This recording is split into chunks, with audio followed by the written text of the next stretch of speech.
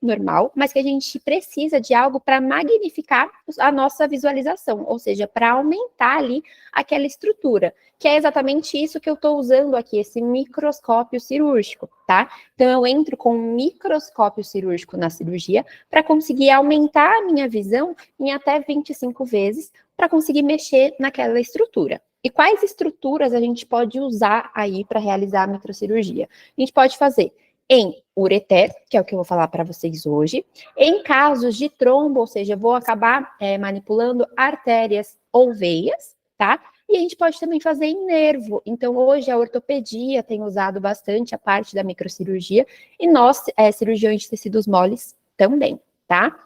Ah, Gabi, eu já vi ser feito microcirurgia com lupa. É a mesma coisa? Pessoal, a lupa ela tem um limite do que ela vai aumentar da nossa visão, tá? O ideal é quando a gente vai entrar em uma cirurgia, né, que precisa de ampliar a nossa visão, o ideal é que entre justamente com o microscópio cirúrgico, porque eu vou conseguir aumentar a minha visão aí em 25 vezes e ver de fato as estruturas da forma que elas são, tá? Aqui é um videozinho da estrutura, então eu faço a minha cirurgia de forma aberta. Quando eu encontro a minha estrutura, eu vou e uso o microscópio para conseguir enxergar, que era uma cirurgia de ureter, que a gente faz justamente para conseguir retirar um cálculo que está gerando uma obstrução em ureter, que é o que a gente vai falar hoje, tá bom? Antes, pessoal, de falar de fato do que é uma obstrução em ureter, eu vou explicar para vocês o que causa, vou falar um pouco da anatomia, vou falar um pouco da fisiologia e o porquê porque é importante operar quando a gente tem um paciente com esse sinal clínico, tá? Antes de começar, então, vamos falar de anatomia. Vocês conseguem ver o meu apontador a laser? Tá dando para ver? Tá sim. Então, vamos lá. Vou começar falando da anatomia do trato urinário. Então, a gente tem 2 rins, sendo o rim direito mais cranial que o rim esquerdo, tá? Diferente dos humanos, quem lembra daquela aula de biologia que a gente tem um rim e logo na parte cranial do rim a gente tem um triângulo sentadinho nessa parte cranial? Isso é nos humanos. Nos nossos pacientes, as adrenais, elas são mais mediais e não tão craniais quanto nos humanos. Então, eu tenho os rins, as duas adrenais, tanto a direita quanto a esquerda, tá? Nessa curvatura menor do rim, gente, a gente tem o que a gente chama de hilo renal. E o hilo renal, ele é formado pela artéria renal, veia renal e ureter. Lembrando que a artéria renal é uma comunicação direta da artéria aorta e a veia renal é uma comunicação direta da veia cava, tá? E aí a gente tem o ureter aqui saindo mais caudal, ele passa aqui toda a região abdominal, vem e entra aqui no trígono vesical, na bexiga, tá? Outra informação importante, gente, tanto os rins quanto o ureter, até a sua parte média ali, eles são retroperitoneais. O que é isso? Pessoal, quando a gente tem a cavidade abdominal ela é recoberta internamente pelo peritônio, tá? E tanto os rins quanto essa parte inicial aí do ureter, gente, está abaixo desse peritônio, então ela é retroperitoneal. Então, quando eu quero acessar o rim, por exemplo, para fazer uma nefrectomia, ou acessar o ureter nessa parte mais proximal, eu preciso abrir esse retroperitônio para conseguir acessar essa estrutura, tá? Outra coisa, gente, que é muito importante, que a gente consegue ver nessa imagem da direita, é a proximidade do sistema urinário com o sistema reprodutor. Vocês conseguem ver que aqui na parte caudal desse rim já tem o ovário, tá? O ovário aqui, o ligamento próprio do ovário, aqui o corno uterino descendo, aqui o corpo uterino, aqui o mesométrio, tá? E por que eu tô falando que tem essa proximidade do sistema reprodutor com o sistema urinário? Quem aqui já ouviu falar aquilo de, eu fui castrar uma fêmea e eu perdi o pedículo, e sem querer, quando perdeu o pedículo, ligou o ureter? Alguém já ouviu falar? Me falem. Bota aí no chat. Mas alguém tem que ler o chat para mim, que eu não enxergo. O pessoal tá falando que sim, várias vezes. Exatamente, gente. Por que isso pode acontecer? É muito próximo o sistema urinário do sistema reprodutor, tá? Quando a gente perde o pedículo, o que é o pedículo? É essa artéria, essa veia ovariana que irriga o ovário. Quando se perde, começa a sangrar. E aí a gente fica desesperado, certo? Começa um sangramento, e a gente vai e pinça com tudo esse sangramento para fazer hemostasia. Porém, lembra que eu falei para vocês que a parte proximal desse ureter passa abaixo do peritônio, é retroperitoneal, ela é bem escondidinha. E às vezes o que acontece é, tá sangrando, o médico veterinário vai e liga com tudo esse pedículo aí no momento que perdeu e liga junto também o ureter. E aí gera uma obstrução desse ureter iatrogênica, ou seja, eu causei essa obstrução do ureter, e aí eu vou falar mais para frente o que pode acontecer com o paciente quando tem esse quadro, tá? Mas essa ligadura iatrogênica é uma das causas que pode gerar a obstrução de ureter. Gente, eu peço desculpas, eu tenho 3 gatos. Toda vez que eu tô dando aula, eles querem aparecer. Então, se vocês verem os gatos correndo, brigando por aí, são meus filhos, mas não se abafem, tá bom? Desse lado, do lado esquerdo, eu gosto bastante dessa imagem que a gente consegue ver do lado direito, né? O sistema urinário e reprodutor da fêmea, e do lado esquerdo do macho. Aqui a gente consegue ver o do machinho, sei que é do macho porque aqui passando pelo anel inguinal a gente tem o plexo pampiniforme e o ducto deferente, chegando aqui na bolsa escrotal como testículo, tá? Seguindo para essa outra imagem, gente, a gente consegue ver o rim com corte, né? Onde a gente consegue enxergar a pelve renal junto com os cálices renais. Eu vou falar bastante deles aqui para frente. Conseguimos ver a cápsula desse rim, o córtex desse rim, que é onde está os néfrons, né? Que é quem faz a unidade, quem é a unidade funcional desse rim, ou seja, quem faz a função de fato nesse rinzinho. Aqui, artéria e veia renal, e aqui o ureter. Eu quero que vocês lembrem justamente dessa parte aqui, das camadas do ureter, da mucosa interna, ou seja, da mais interna, da muscular, que é a do meio, e da adventícia, que é a mais externa. Por que eu quero que vocês lembrem dessa parte das camadas, gente? Porque é justamente o porquê eu tenho que entrar com o microscópio cirúrgico na cirurgia. Quando a gente vai mexer em ureter, pessoal, já é uma estrutura muito fina. O ureter, ele é quase tão mais fino que o tubinho dessa caneta, tá? E quando eu vou fazer a sutura desse ureter, eu não posso de forma alguma entrar dentro do lúmen, ou seja, eu não posso de forma alguma englobar a mucosa na minha sutura, senão eu posso gerar uma nova obstrução por conta da minha sutura. Então, quando eu vou realizar a cirurgia de ureter, eu preciso entrar com o microscópio para ampliar minha visão, eu conseguir identificar de fato as 3 camadas, a mucosa, a muscular e a adventícia, e aí eu pulo a mucosa, não englobo ela e pego só a muscular e a adventícia nessa sutura, sendo a muscular quem vai dar sustentação à minha sutura, tá? E isso evita, pessoal, que se gere estenose, né, nesse pós-operatório, ou seja, uma nova obstrução, ok? Aqui, outra coisa, né, outra parte de anatomia. Essa visão é uma visão do próprio microscópio cirúrgico. Vocês conseguem ver esse tecido aqui, né? Isso é a adventícia que faz em torno, que fica em torno da camada mais externa do ureter.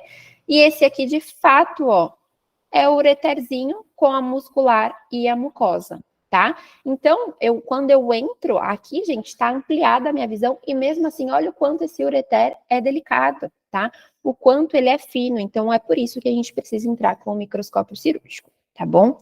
Lembrando que tem presença de fibras musculares nesse ureter, então o ureter ele tem um peristaltismo, não é como o peristaltismo do intestino, que é bem forte, não. O do ureter é um peristaltismo mais delicado, mas quando a gente está com o microscópio cirúrgico, a gente consegue enxergar ele se mexendo ali para a passagem dessa urina, tá?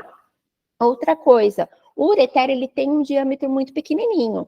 Em cão, o diâmetro é de 1,3 a 2,7 milímetros, em gatos de 0,4 milímetros. Então, se a gente vê que tem um ponto obstrutivo, por exemplo, um cálculo nesse ureter, muito maior que 2,7 para cão, ou muito maior que 0,4, a gente já imagina que ele não vai conseguir descer, né? Ou seja, migrar para a bexiga. Então, isso já é um indicativo que a gente vai precisar entrar em cirurgia, tá? E, Gabi, tem alguma... antes de vir aqui para o ureter retrocaval, eu queria só fazer um adendo com vocês. Eu vou voltar aqui nessa imagem, que eu acho que vai fazer mais sentido. Por um exemplo, quando a gente... Deixa eu mudar minha cor aqui de caneta. O que acontece? Basicamente, a fisiologia, tá? A gente tem os nossos rins, os rins produzem a urina, essa urina vai passar aí pelos canalículos, né, pelo ureter, para cair na bexiga, certo?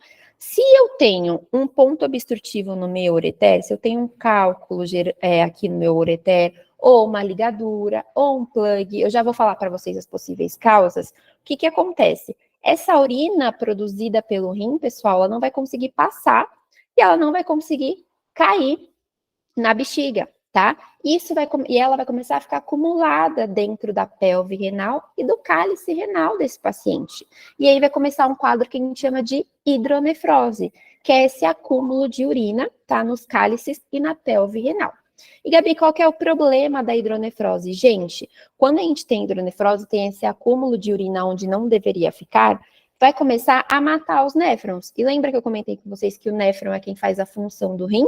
Então, se eu começo a matar o néfron, eu consequentemente começo a perder função renal, tá? Então, eu preciso sempre tirar esse ponto obstrutivo o mais rápido possível para evitar que essa perda de néfrons progrida, tá? Então, eu preciso tirar esse ponto obstrutivo para evitar que se perca mais néfrons. Já explico isso mais para frente, mas é só para vocês não ficarem confusos aqui nesse início da aula, tá bom?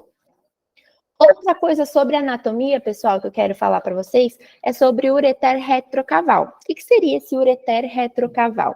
Gente, o ureter retrocaval é uma alteração anatômica fisiológica do nosso paciente. Então, o paciente pode nascer com essa alteração, tá? E é normal, não tem nenhum problema, ele não está doente, tá? E o que seria isso? A gente tem o ureter retrocaval do tipo 1 ou do tipo 2. O do tipo 1, pessoal, olhem aqui, vocês estão vendo que tem um rim e aqui é o ureter. O ureter, ele desce, desce, desce, desce, e quando na sua parte mais distal, ele passa por trás da veia cava, tá? E o do tipo 2, na sua parte mais proximal, ele passa por trás da veia cava. Geralmente, eles não têm esse contato, eles passam, ó, como nessa imagem. Aqui está o meu ureter, eles passam paralelo à veia cava. Então, aqui está o meu ureter e aqui, em azul, está a minha veia cava. O ureter retrocaval, não. Aqui na sua parte distal, ele passa por trás, faz como se fosse um gancho. E aqui no tipo 1, ele passa por trás. E aqui no tipo 2, ele passa por trás da sua parte mais proximal. E, Gabi, qual que é o problema? Gente, se não tiver cálculo, não tiver nada, a vida que segue, a gente nem vai perceber isso. Qual que é a questão? Quando os nossos pacientes têm cálculo, adivinha onde esse bendito do cálculo para? Justamente nessa curvatura. E aí, para fazer o acesso cirúrgico, fica muito mais difícil. Por quê? Porque eu tenho uma veia, a veia cava passando exatamente sob esse ureter, tá? E aí a gente precisa dissecar essa veia cava com a maior delicadeza do mundo, e isso tudo com microscópio cirúrgico, para conseguir, então, acessar o ureter para retirar esse cálculo, tá? Mas se você não tiver nenhum cálculo nem nada, vida que segue, esse paciente não tem problema nenhum em ter um ureter retrocaval. Eu já tive um caso de um ureter retrocaval, e aqui é a imagem, ó. Aqui é o rinzinho, tá bom? Aqui é a parte distal do meu ureter, esse é um ureter do tipo 2. E aqui, ó, era o hilo renal, então o meu ureter estava saindo, ele passava por trás da veia cava, que tá aqui em roxo, e seguia. Qual que era o problema? Atrás da veia cava é que estava o meu cálculo, é que estava o meu ponto obstrutivo, tá? E aí eu tive que divulsionar com a maior delicadeza do mundo, limpar, tomar o maior cuidado para não romper essa veia cava, para aí conseguir tirar esse ponto obstrutivo. A Gabi é um problema para o paciente? Não é um problema na vida normal se ele não tiver cálculo, é uma alteração, né, anatômica fisiológica, mas se ele tiver cálculo, isso vai prejudicar, vai deixar a cirurgia um pouquinho mais complexa do que ela já é, combinado? E aí, gente, vamos falar quais são as causas de obstrução de ureter. A gente pode ter várias coisas que podem gerar essa obstrução, tá? Essa imagem é de uma gatinha que eu operei. Aqui é o ureter, olhem como ele é fino, tá? E aqui, ó, mais escurinho, é o cálculo gerando a obstrução desse ureter, tá? E toda vez que a gente tem, pessoal, um ponto obstrutivo, pensem comigo. Aqui é uma garrafinha, tá? Se eu tiver algo obstruindo essa garrafa, vocês entendem que a parte proximal, a parte antes do meu ponto obstrutivo, vai estar mais dilatada do que essa parte de caudal ao meu ponto obstrutivo, certo? Por quê? Porque esse líquido vai estar ficando preso antes do meu ponto, tá? É o que a gente consegue ver aqui. Olha, aqui já é fino, mas aqui está dilatado. Olha cranial ao meu cálculo. Quer dizer, caudal ao meu cálculo. Olhem como está fino, aqui o ureter, essa parte mais esbranquiçada ainda é ureter. E olha como o cranial está mais dilatado. Deu para entender? Então vamos lá, quais são as causas de obstrução, gente? Pode ser por cálculo ou por oxalato de cálcio, estruvita, urato de amônia, xantina, tá? Por neoplasias, eu tenho uma neoplasia em ureter ou eu tenho uma neoplasia extraureteral dentro da cavidade abdominal, mas que está comprimindo mecanicamente o ureter. Por exemplo, eu tenho uma neoplasia em ovário, que tem uma proximidade com o ureter, como a gente viu naquela primeira imagem, e aí essa neoplasia gera o aumento de tamanho e começa a comprimir mecanicamente esse ureter de forma extramural, ou seja, extra fora desse ureter. Pode acontecer também, tá? Estenose, ou seja, esse ureter ele estenosou, ele teve uma reação inflamatória e ele estenosou, gerou um ponto obstrutivo por estenose. A Gabi, o que pode gerar uma estenose? Manipulação em excesso ou um paciente que tinha um cálculo, esse cálculo desceu no ureter, machucou esse ureter e estenosou. Vou dar um exemplo. Eu, Gabriela, há 15 dias atrás, estou, né, ainda, mas eu estava com 3 cálculos no rim. Um deles desceu para o ureter e gerou uma estenose. E eu tive que entrar em cirurgia de emergência. Eu, que faço essa cirurgia nos meus pacientes, tive que passar por ela também para colocar um duplo J. Por quê? Porque o meu ureter estenosou, tá? Isso pode acontecer com os pacientes por conta da lesão que esse cálculo gera quando ele passa, tá? E a atrogênica, que é o que a gente comentou um pouquinho ali no início, né? Por ligadura, no momento que se perde o pedículo, ou às vezes pode acontecer que o paciente castrou, gerou um granuloma ali no coto ovariano, tá? E esse granuloma faz uma compressão mecânica também externa desse ureter, pode acontecer. Ou por plug, muco, coágulo, pus, que fique parado nesse ureter, gerando esse ponto de obstrução, tá? Hoje, pessoal, a gente vai falar sobre os cálculos, que é quando a gente entra em cirurgia de ureterotomia, ou seja, eu entro para realizar a microcirurgia, é quando tem cálculo. Em casos de neoplasias de ureter, geralmente a gente faz a nefrectomia. Em casos de estenose, a microcirurgia não é a melhor opção, a gente acaba indicando outra opção, como a passagem do bypass. E a atrogênica, tudo depende do que a gente vai encontrar ali, tá? Plugs, muco, coágulo ou pus também não é a opção de micro. A gente indica lavagem ou até mesmo o duplo J, tá? Mas quando a gente fala em cálculo no ureter obstruindo, a opção é a microcirurgia, que é o que a gente vai falar agora, tá bom? Aqui, pessoal, é um caso também de atrogênica, que eu pus uma foto, que eu adoro essa foto. Vocês conseguem ver aqui, ó, bem grande. Isso é o ureter. Olha esse ureter como estava grande. Isso não tá com microscópio cirúrgico. Isso é a olho nu. Era um macho, ó, esse aqui é um macho, porque eu consigo ver o ducto deferente aqui. E o que aconteceu? Esse paciente aqui é a bexiga, tá? Olha isso daqui, pus. O que aconteceu? Esse paciente era um shih tzu e ele levou um chute na barriga, e rompeu a bexiga dele. Ele foi em colega, fez a cirurgia de cistorrafia, ou seja, fechou essa bexiga, tá?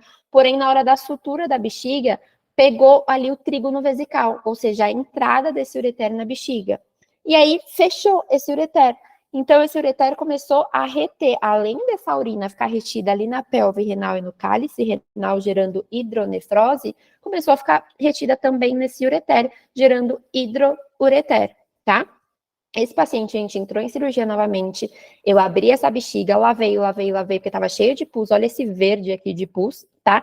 Retirei esse pontinho que estava prendendo, que estava fechando esse ureter, e assim que eu saí, esse ureter já esvaziou, assim que eu tirei esse ponto, esse ureter já esvaziou, drenou essa urina que estava retida nele, e eu consegui fechar sem pegá-lo novamente. Isso é um exemplo de uma obstrução iatrogênica, tá bom? E aí, voltando, pessoal, a parte de hidronefrose, mas antes de continuar, alguma dúvida até aqui? Tá tudo bem, pessoal? Tá sim, Gabi. Por enquanto, nenhuma dúvida no Tem chat. alguém aqui que gosta muito de parte de nefro e uro? Ninguém? Eu gosto, não sei o pessoal. Não... E tem alguém...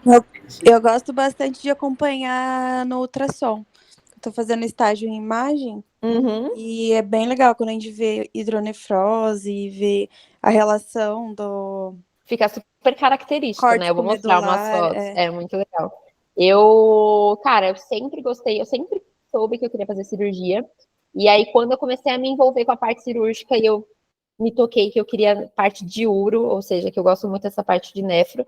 E aí, por uma coincidência do destino, eu mesma tive que fazer essa cirurgia, mas eu acho que tudo é por uma causa, né? É para eu saber a dor que meus pacientes sentem, eu acho, porque foi uma dor pesadíssima, gente, pesadíssima. E na semana que vem eu faço uma segunda cirurgia em mim mesma, porque eu vou ter que retirar mais 2 cálculos que ficaram e pôr um novo duplo J. Triste, mas ok, acontece, né, nessa vida. Mas vamos lá, qualquer coisa vocês avisem que eu paro, repito, não tem problema, tá bom? Então vamos falar da hidronefrose de novo, gente. A hidronefrose nada mais é que a dilatação da pelve e dos cálices renais, devido, né, a esse acúmulo de urina. Então aqui a gente tem um rim rígido, um rim normal, que não tem nada, ou seja, o rim produz essa urina, tá? Essa urina passa aqui, escoa, né, sem obstrução pelo ureter para cair na bexiga e esse paciente conseguir urinar. Porém, se eu tenho algum cálculo gerando esse ponto obstrutivo, gente, essa urina vai começar a ficar retida nessa pelve, nesse cálice renal, tá? Vai começar a ficar distendida, gerando a hidronefrose. E a hidronefrose, esse acúmulo da urina, gente, começa a matar os nossos néfrons. Então, consequentemente, começa a perder função de néfron. E a gente sabe, gente, que os néfrons não se regeneram. Então, uma vez que meu néfron morre, não tem nada que eu possa fazer para ele se regenerar. Então, quando eu tenho um paciente e tem um caso de obstrução ureteral, eu preciso agir o mais rápido possível, tá? Para quê? Para entender o que está causando essa obstrução e para conseguir entender como que eu vou tirar, né? Como que eu vou fazer com que volte ao normal aí esse fluxo urinário. Então, se for um cálculo, indicar cirurgia, se for um plug, indicar alguma outra coisa, a gente precisa entender o que está acontecendo, tá? O mais rápido possível, para se evitar que se perca tanto o néfron e, consequentemente, que esse rim perca toda a sua função, tá? E aí, pessoal, quando eu tenho um paciente que tem cálculo em ureter, tem alguns exames que a gente pede para poder pensar em cirurgia, tá? Quais seriam eles? Um hemograma, então eu vou pedir um exame de sangue para avaliar se há ou não sempre uma pielonefrite associada, ou seja, para avaliar se além dessa obstrução de ureter, eu não tenho aí uma infecção bacteriana nesse rim. É muito comum da gente entrar em cirurgia, ou entra em cirurgia de microcirurgia, na hora que eu retiro o cálculo, ao invés de drenar a urina, começa a vir um monte de pus, tá? E eu preciso ter noção disso. Para quê? Para conseguir entrar com o antibiótico correto, para conseguir tratar da melhor forma esse paciente, tá? Então, um hemograma, vou avaliar aí a parte de hematócrito, de plaquetas, tá? Avalio se tem pielonefrite. Se tiver essa infecção bacteriana, a gente vai ter uma leucocitose com desvio à esquerda, aí, ou seja, com presença de bastonetes, né? Avalio o exame bioquímico, gente. Se eu tenho uma obstrução desse ureter, ou seja, uma obstrução da passagem de urina, a gente sabe que tem o aumento da ureia e da creatinina desse paciente. São pacientes que chegam com aumento muito, muito alto, ou seja, de 20 de create, 600 de ureia, tá? É um paciente que ele chega mal pra gente, é um paciente que ele chega debilitado, tá? O início da afecção, né, da obstrução é silenciosa. E quando o paciente vem pra gente, ele já vem muito mal, ele já vem sintomático, então ele já vem vomitando, com perda de apetite, prostrado, dor abdominal. Então a gente precisa agir sempre o mais rápido possível para conseguir tirar ele desse quadro e, consequentemente, evitar que se perca mais função desse rinzinho, tá? Urinálise, a gente costuma pedir para entender também como é que tá essa urina. Hemogaso, gente, lembrem que o rim, ele também tem função de eletrólitos aí, né? Então, para a gente entender como é que estão esses eletrólitos, como é que está acontecendo tudo, porque o rim, a urina, nada mais é que manda embora o que o nosso corpo não quer. Só que isso está começando a ficar acumulado, então eu preciso entender o que está acontecendo com o meu paciente. Cultura e antibiograma, gente. A gente pode fazer uma cultura, não só pode, como deve, para entender se há bactéria e se sim, qual é o melhor antibiótico para agir.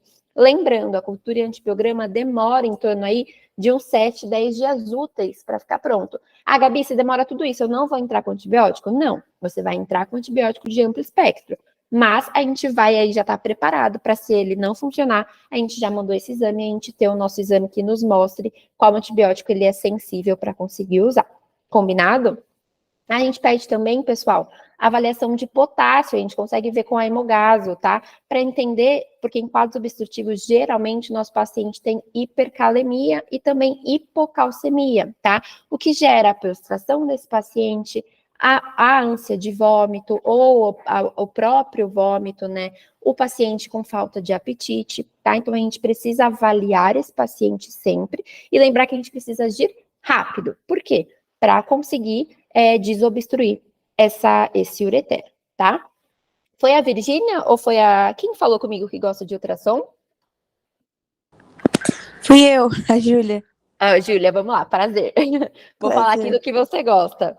O diagnóstico de imagem, gente, nos ajuda muito no diagnóstico de obstrução ureteral. Por quê?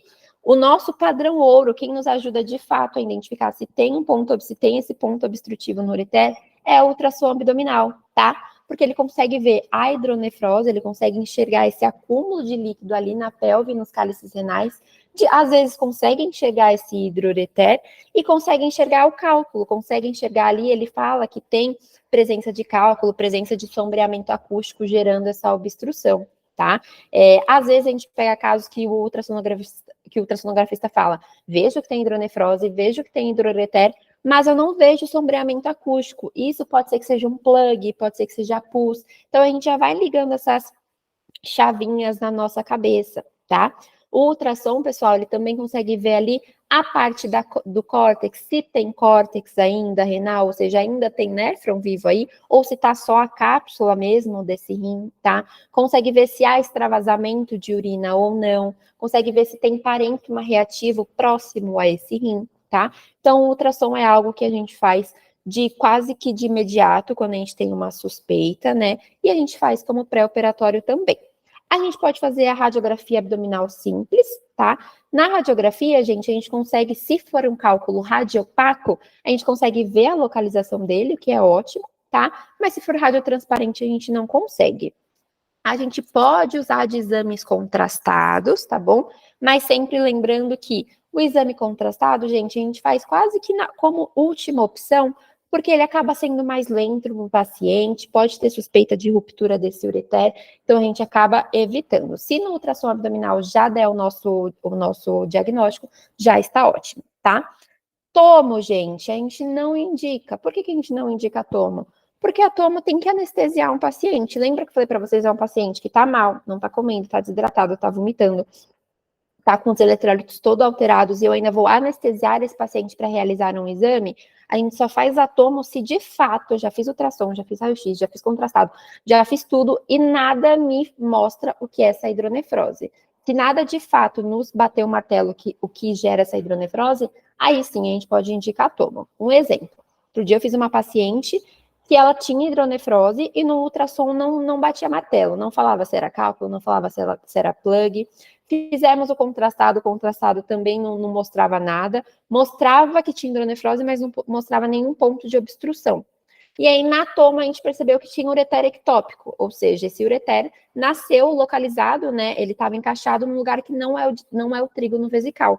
E esse ureter ectópico estava gerando essa hidronefrose. Então, para aí, a toma nos ajudou. Mas vocês entendem que antes de fazer a toma, eu fiz todos os outros exames aí, que são exames mais simples e que não geram tanto trauma para o paciente, e só faço a tomo se de fato for necessário. Combinado? Outra informação do ultrassom, gente, que eu gosto de falar para vocês é, toda vez que a gente for ler um laudo de ultrassom e nesse ultrassom falar a presença de hidronefrose moderada, presença de hidronefrose severa, gente, essa informação precisa estar seguida da medida da altura da pelve, tá? Porque pode ser que para mim, Gabriela, a moderada seja um pouquinho cheio, mas para a Júlia, a moderada seja um pouco maior. Então, a gente precisa de um número para estabilizar, ou seja, a partir daquele número, sim, a gente considera que é uma hidronefrose por obstrução. E esse número é o número da altura. Se essa altura tiver maior que 0,7 milímetros, a gente já pode considerar que isso é um ponto obstrutivo, que esse ureter está obstruído, gerando essa hidronefrose.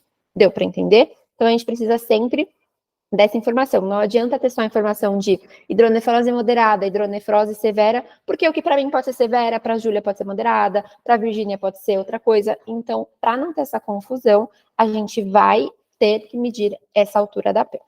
Combinado? Aqui, pessoal, eu gosto muito. Essa é uma paciente que eu operei no ano passado, dia 15 de julho de 2022. Esse é o exame pré-operatório dela, que a gente consegue ver esse rinzinho. Tudo que é preto no ultrassom, gente, é líquido. Então, aqui era o rim, né? É o rim. E esse preto é todo esse líquido, toda essa urina retida, tá? A gente consegue ver aqui em torno, mais esbranquiçado, que ainda tem um pouquinho de córtex renal, tá? E aí, ela tinha um cálculo em ureter esquerdo. Realizei a cirurgia e olha o ultrassom pós-cirúrgico. A cirurgia foi dia 15, o ultrassom pós-cirúrgico dia 21/7, tá? Aqui, pessoal, a gente consegue ver que ainda persiste pouco córtex, porque lembra, o que a gente perdeu não se regenera, tá? Mas eu tirei, a hidronefrose está melhorando, ou seja, eu tirei o ponto obstrutivo e voltou esse fluxo do trato urinário. Ah, Gabi, mas se já não regenera, por que eu não tirei esse rim? Gente, não é melhor eu ter um pouquinho de rim, 0,1 de um rim e o outro bom, do que eu ter só um bom? A gente sempre tem que tentar pensar no paciente, tá? Não sei se vocês já ouviram sobre Halsted. Halsted fala muito sobre o mínimo trauma cirúrgico, sobre só fazer o necessário. E é exatamente isso. Mesmo que o outro rim tenha pouca função, é melhor eu ter um rim com pouca função e um funcionando normal, do que eu ter só um rim funcionando normal, tá? Ah, mas Gabi, então nunca eu vou indicar uma nefrectomia num caso de hidronefrose? Pode ser que sim, quando só tiver apenas a cápsula renal, ou seja, esse rim de fato, gente, não está funcionando mais de nada, ele só está atrapalhando. Eu vou mostrar um caso para vocês de uma paciente que o rinzinho tinha morrido por completo, tá? Era só um bolsão de urina e só tinha a cápsula. Então, o abdômen daquela gata estava gigantesco, ela tinha muita dor por conta desse acúmulo de urina. Aí sim, era indicado a nefrec. Mas se não, a gente vai tentar tirar esse ponto obstrutivo para fazer com que esse fluxo volte ao normal e manter ela ali com um rim bom e o outro mais ou menos, mas pelo menos ela tem os dois rinzinhos ali, tá? E aí, gente, quando a gente tem, né, um caso de obstrução em ureter, como eu disse para vocês, a gente precisa evitar que isso progrida, tá? Então, a gente precisa evitar que se tenha mais morte de néfron. Então, o meu tratamento é um tratamento quase que emergencial, tá? Para quê? Para descomprimir esse parênquima renal e evitar a perda desses néfrons, tá bom? E o que a gente vai fazer? Então, eu peguei um paciente, ele tem uma obstrução em ureter, o que eu vou fazer, gente?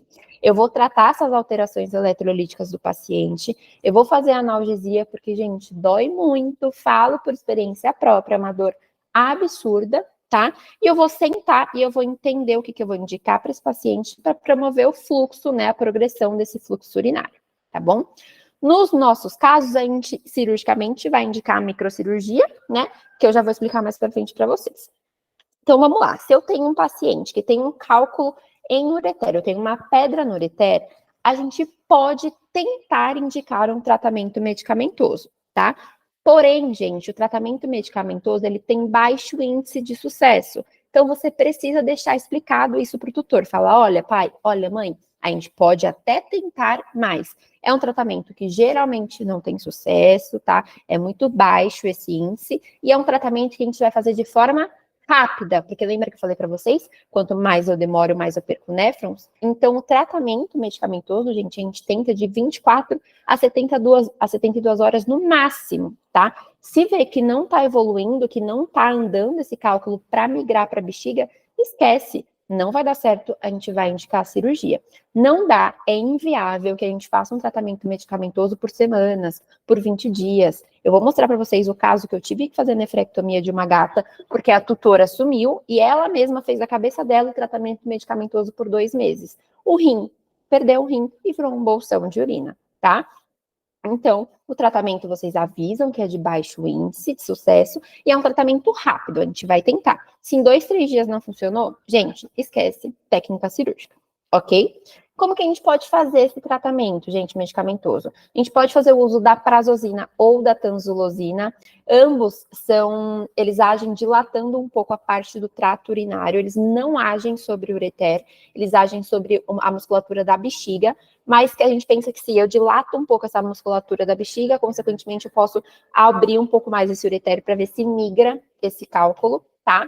A amitriptilina, gente, a amitriptilina é um antidepressivo que a gente faz para os pacientes ficarem mais calmos e também age na musculatura dessa bexiga, relaxando um pouco mais, tá? O Roatinex é um fitoterápico alemão, a gente não tem de fácil acesso no Brasil. É óbvio que se você colocar no Google, você consegue comprar, ele é um pouco caro. E ele nada mais é que ele é uma cápsula bem oleosa. E aí, qual que é o pensamento? Quando o paciente toma essa cápsula, ele vai urinar de uma forma mais oleosa para tentar lubrificar esse cálculo para ver se ele migra para a bexiga, tá? Ou a gente pode fazer o uso de diuréticos, ou seja, como o diazepam ou como o manitol. Qual que é o problema do diurético? O nosso paciente, geralmente, ele chega muito debilitado, ele já chega vomitando, ele chega desidratado, tá? Então, o diurético vai piorar essa desidratação, porque vai aumentar essa produção de urina. Então, se o paciente estiver muito mal, se é um paciente que está clinicamente muito mal, a gente não faz o diurético, tá? Mas se é um paciente que, foi um achado clínico, ele veio fazer um exame para alguma outra coisa, eu vi que tem, vamos tentar, ele não está com nenhum sinal clínico ainda, ele está bem, a função renal está boa, vamos tentar esses 2, 3 dias de tratamento medicamentoso, aí sim a gente pode fazer esse diurético para ver se consegue aumentar essa produção de urina, para ver se consegue migrar esse cálculo para a bexiga e, consequentemente, expelir aí, ou migrar para a bexiga e a gente fazer uma cistotomia depois, tá? Quando a gente faz a opção, gente, de tratamento medicamentoso, a gente precisa de uma avaliação constante com o ultrassom, tá bom? Ou seja, eu preciso ir avaliando. Então, esse paciente do tratamento medicamentoso, ele não vai para casa, ele vai ficar internado, ele vai fazer os 3 dias de prazosina, de amitriptilina, de diurético, com você, na internação, porque aí eu vou fazer ultrassom todos os dias. Para quê? Para entender se esse cálculo está migrando ou não. Porque se não estiver migrando, se a minha hidronefrose só estiver piorando, gente, sem sucesso. Aí eu vou indicar a cirurgia, tá bom? Combinado, pessoal? Tá dando para entender até aqui? Tá sim, tá tranquilo. Então, tá bom. E aí, hoje, gente, a gente vai falar sobre a ureterotomia, ou seja, a cirurgia do ureter, onde eu abro o ureter, retiro esse cálculo e fecho. A gente tem algumas outras cirurgias em casos de cálculo, que seria o SUB, quando a gente vai fazer um bypass ureteral subcutâneo, ou seja, eu ponho um dispositivo que vai virar um novo ureter, que é extraureteral.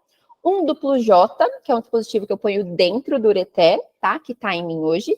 E a nefrectomia, eu pus pontos de interrogação aqui, porque hoje o consenso de cálculo, gente, mal indica a nefrectomia, para vocês verem o quanto a gente prioriza o rim, tá? Então, mesmo que tenha só um tico de rim, a gente vai manter esse rim o máximo que der, tá? Hoje eu vou focar na ureterotomia, e se um dia vocês quiserem saber mais sobre sub e duplo J, pode me mandar mensagem, a gente conversa, ou depois eu faço uma aula para vocês só sobre sub e duplo J, que é uma aula bem legal também, tá bom? E aí, gente, a ureterotomia, o que seria isso? É a remoção desses cálculos obstrutivos de ureter, tá? A gente só indica a ureterotomia quando tem cálculo somente em ureter. Se tiver cálculo na pelve renal, gente, aí a gente vai indicar outro tipo, ou sub ou duplo J, dependendo da espécie, tá? E se tiver estenose, a gente acaba indicando o sub, tá bom? Gabi, eu posso fazer uma microcirurgia para retirar a estenose?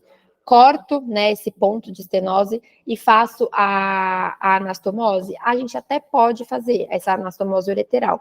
Porém, tem estudos que falam que tem grandes chances de estenosar de novo por conta da reação inflamatória. Então, é melhor a gente pôr um dispositivo do que correr o risco de seccionar e fazer essa anastomose, tá bom? E aí, gente, quando a gente vai falar de ureterotomia, a gente precisa de um microscópio cirúrgico. Para quê? Para eu conseguir enxergar esse meu ureter e, principalmente, eu conseguir identificar as minhas camadas desse ureter para evitar que o meu ponto de sutura passe pela luz do órgão. Gabi, eu não tenho ureter, eu só tenho lupa. Gente, lupa a gente usa para fazer sobrancelha, a gente usa para ler, a gente não usa para fazer cirurgia de ureter.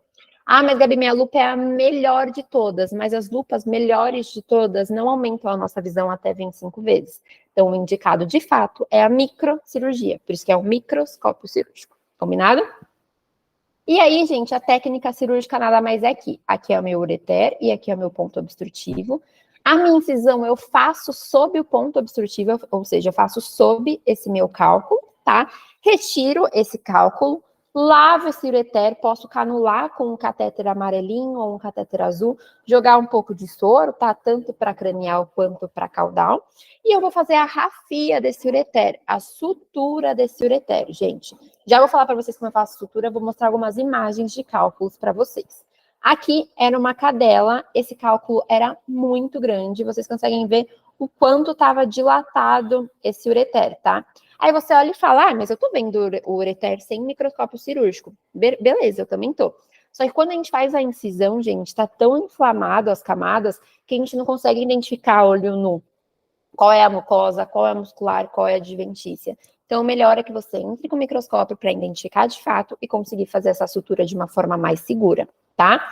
Aqui era uma gatinha, gente. Olha o tanto de cálculo que tinha nesse ureter dessa gata. E mais do que isso, vocês conseguem ver o quanto tá machucado, o quanto tá inflamado esse ureter. Lembrando que tudo que tá muito inflamado dificulta a nossa cicatrização, tá? Então, a gente precisa ter essa conversa com o tutor de que é um pós-operatório complicado, é um pós-operatório que precisa estar internado para acompanhar com exames de imagem, né, com ultrassom, para ver como está evoluindo essa hidronefrose, para ver se há alguma complicação, para fazer controle de débito urinário, tá? Aqui, pessoal, eu adoro essa imagem, também é de um paciente meu, todas as fotos daqui são de pacientes meus. É um ureter com cálculo, e sobre o ureter, gente, a gente tem uma artéria chamada artéria ureteral. Ah, Gabi, se eu cortar essa artéria ureteral, meu paciente vai morrer? Não, não é um sangramento excessivo, tá? Mas é um sangramento chato. Ou seja, se eu cortar ali, isso vai ficar sangrando, vai atrapalhar a minha visão durante a cirurgia.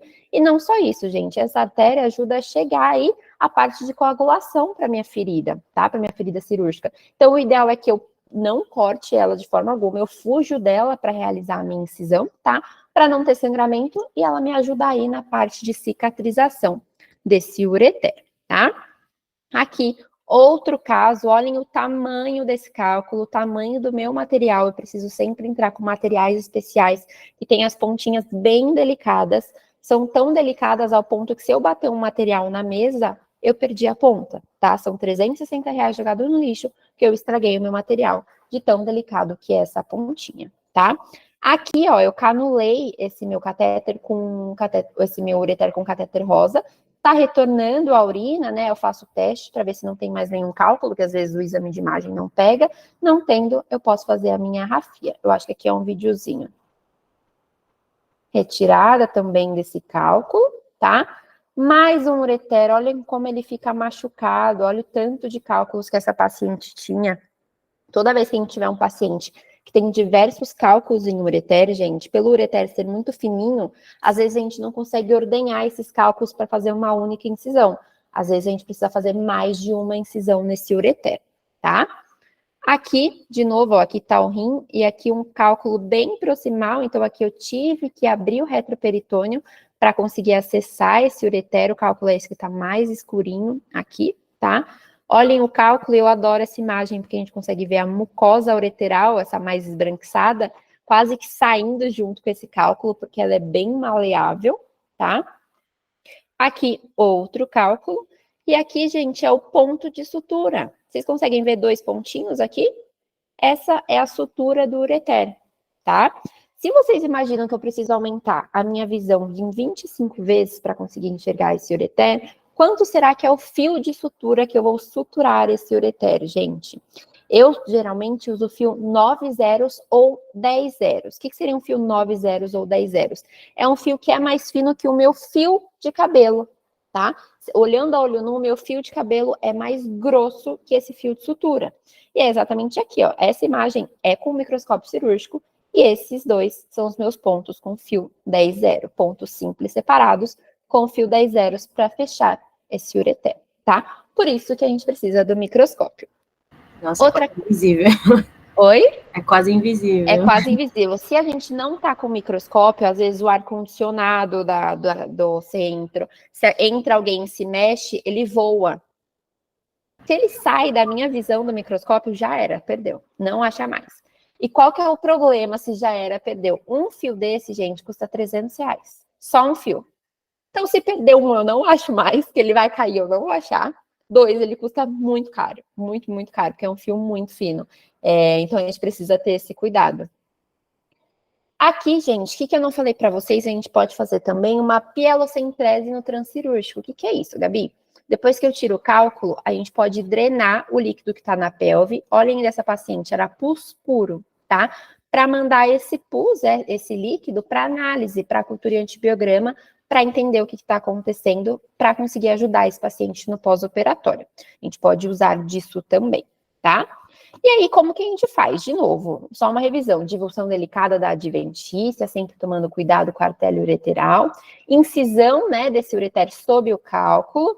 Dreno e lavo essa pelve renal se houver necessidade. Posso fazer o flushing, como eu fiz com vocês com o catéter. E aí eu vou para a síntese, vou para o fechamento desse ureter, gente. E aí é o que a gente vai falar.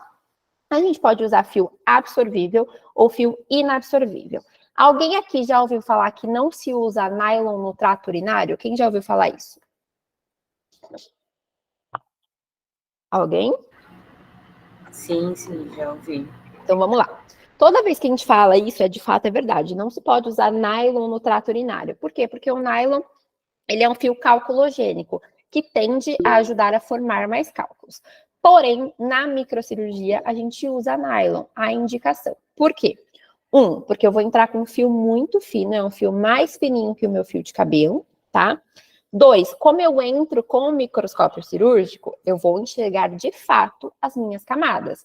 E eu vou pegar somente a camada muscular. Então, eu não vou ter o contato da urina com o fio de nylon, tá? Os trabalhos dizem isso. Ah, mas Gabi, ele não vai absorver, porque ele é um fio inabsorvível. De fato, ele não vai absorver. Mas como ele é um fio muito fino, ele degrada com o tempo. Eu vou mostrar para vocês uma imagem exatamente daquela paciente que eu mostrei agora, dos 2 pontinhos.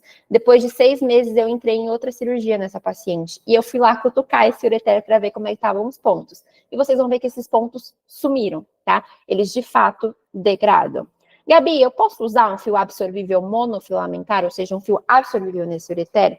Gente, hoje tem em poucos lugares, tá? Fios absorvíveis tão finos, ou seja, 9, 10 zeros. Quando tem, ele é muito caro. E existem alguns estudos que falam que o problema do fio absorvível é que ele vai absorver por hidrólise, certo? E a absorção gera uma resposta inflamatória. E essa resposta inflamatória gera uma estenose temporária.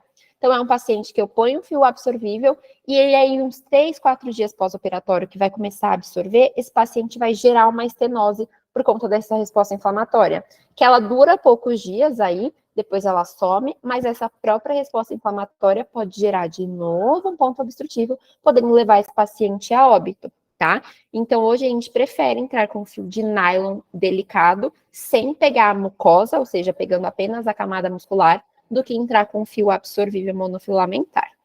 Combinado?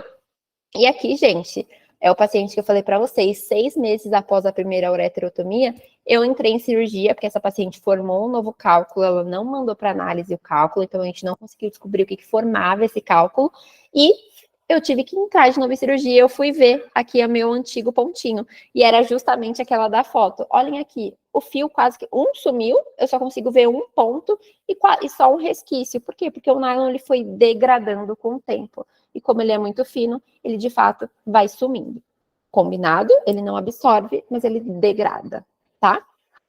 E aí, gente, as complicações. Tá bom, Gabi, entendi quando a gente vai fazer a micro, quando a gente só tiver cálculo no ureter, não tem cálculo na pelve, é só no ureter, a gente vai indicar essa micro, a gente vai fazer de tudo para salvar esse rim. Mas quais são as possíveis complicações? A gente pode ter extravasamento de urina, ou seja, uroperitônio. Por quê?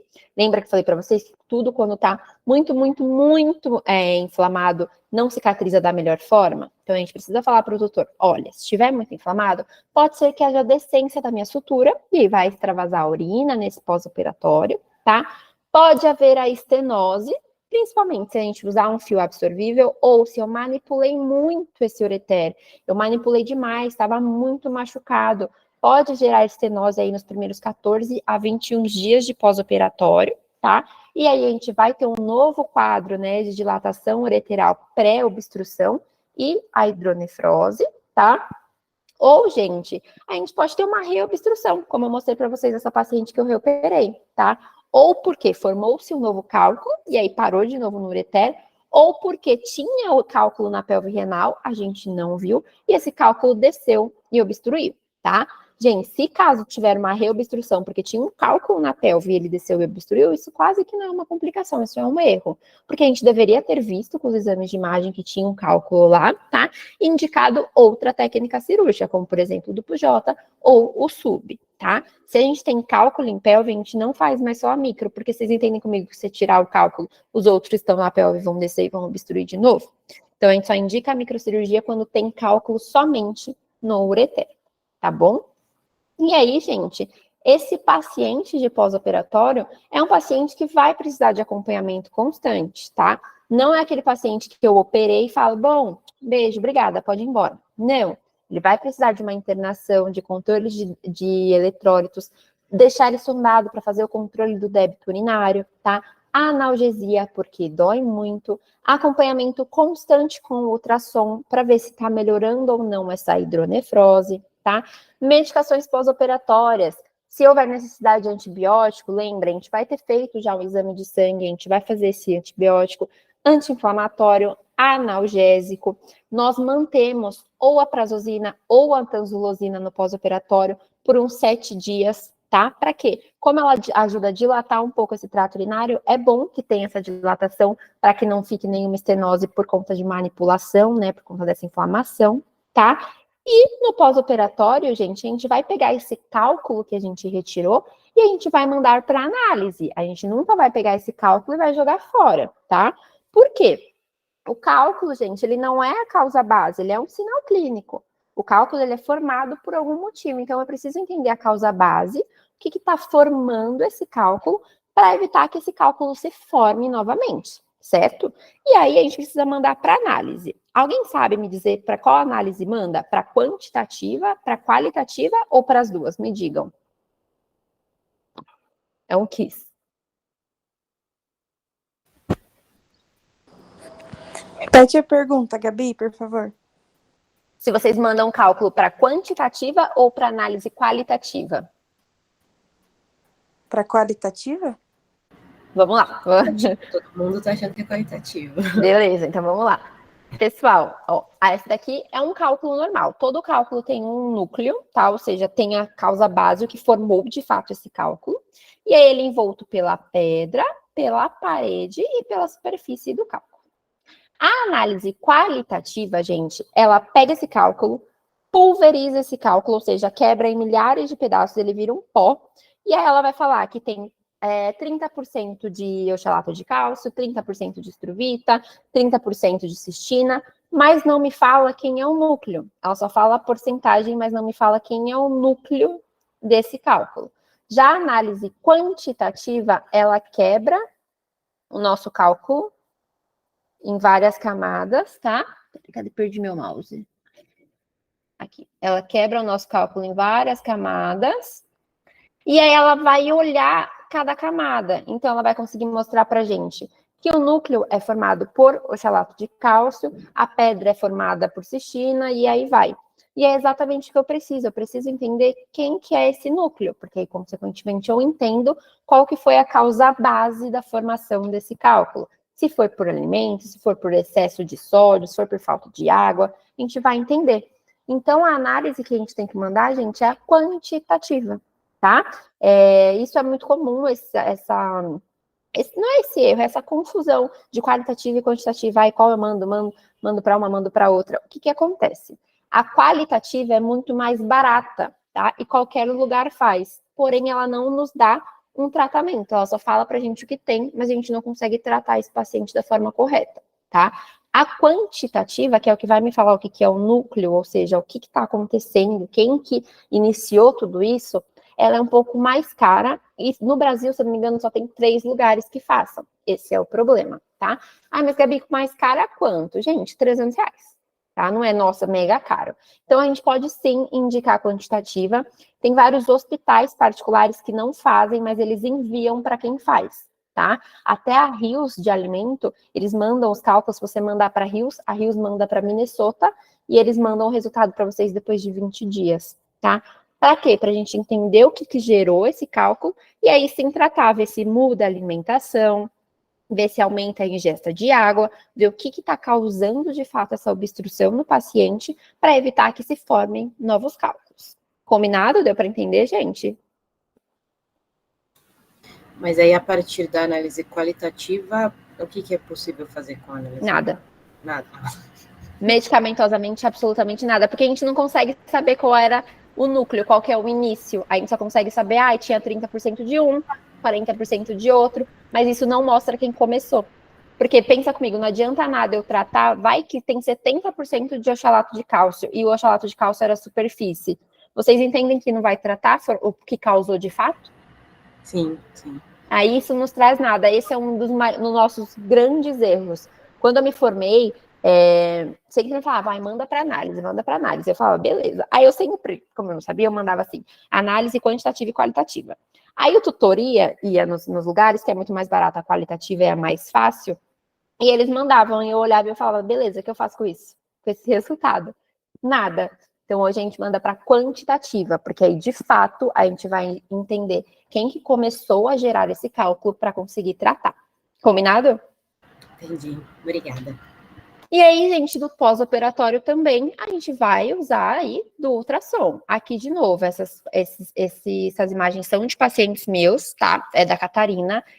Esse daqui é o pré-operatório, veja a hidronefrose, tá? E aqui, olha esse rinzinho dela, tá até bonitinho. Vocês conseguem ver que tem ainda um córtex renal? E aqui, o pós-operatório, a hidronefrose sumiu, tá? É óbvio que perdeu-se função e que se perdeu não vai regenerar, mas eu parei e parou de se perder. Ou seja, eu consegui estabilizar aí e agora eu vou encaminhar esse paciente para um nefrologista, tá?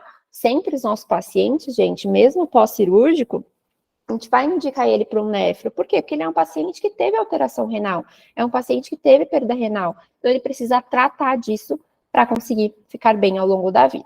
Combinado? E aí, gente, por fim, Gabi, mas tá, eu vou indicar micro, mas e se eu achar que eu devo indicar nefrectomia? Quando que eu indico, tá? Para quem não sabe, a nefrectomia é a retirada dos rins, ou seja, eu tenho alguma coisa que me indica tirar esse rim, tá? Eu tenho uma hidronefrose de fato, não tem mais córtex renal, não tem mais néfron. Aí sim a gente indica a nefrec, tá? A nefrec nada mais é que eu vou divulsionar o retroperitônio, solto todo esse rim do retroperitônio, não solto a cápsula, tá? Solto somente o rim. Divulsiono em separado tanto a artéria e veia renal quanto o ureter. Divulsionei em separado, vou ligar separadamente. Ligo, faço 3 ligaduras na artéria, onde 2 ficam no paciente e uma sai. 3 ligaduras na veia, 2 ficam no paciente e uma sai. E 2 ligaduras no ureter, uma fica no paciente e a outra sai, tá? Essa é a nefrectomia, ou seja, a retirada do rim. Esse foi o único caso de nefrectomia que eu fiz. Minto. Foi o primeiro, eu fiz 2 já na vida, de casos de nefrectomia por obstrução devido a cálculo. Por quê? Isso daqui, gente, era o rim da gata. Olhem o tamanho, não parece um bolsão de urina, não parece uma bexiga? Não, esse era o rim da gata. A tutora a gente falou que tinha esse cálculo, ela sumiu e ela decidiu por conta própria que ela ia fazer o tratamento medicamentoso ad eterno. E quando ela voltou porque a paciente parou de comer, não andava e estava com o abdômen abaulado. Esse abdômen abaulado era por conta do acúmulo de urina nesse rim. Isso era o rim, para eu conseguir abrir a cavidade abdominal, eu drenei esse rim, para não precisar aumentar tanto a minha incisão. E olhem o rim pós-nefrectomia, gente. Parece uma bexiga, mas não, isso era o rim do paciente. Aí sim, gente, não tinha mais função, já estava gerando dor, incômodo, risco de ruptura, risco de gerar um uroperitônio para esse paciente. Então, ela sim, a gente teve a indicação de fazer a nefrec, tá? Pessoal, o que eu queria falar com vocês era isso. Espero que vocês tenham entendido. Se não entendeu, Gabi, tô com vergonha de perguntar agora, não tem problema. Pode me mandar mensagem, eu gosto muito de ter essa troca com vocês pelo meu Instagram e sempre conhecendo vocês. Qualquer dúvida sobre curso, cirurgia, qualquer coisa, podem contar comigo também.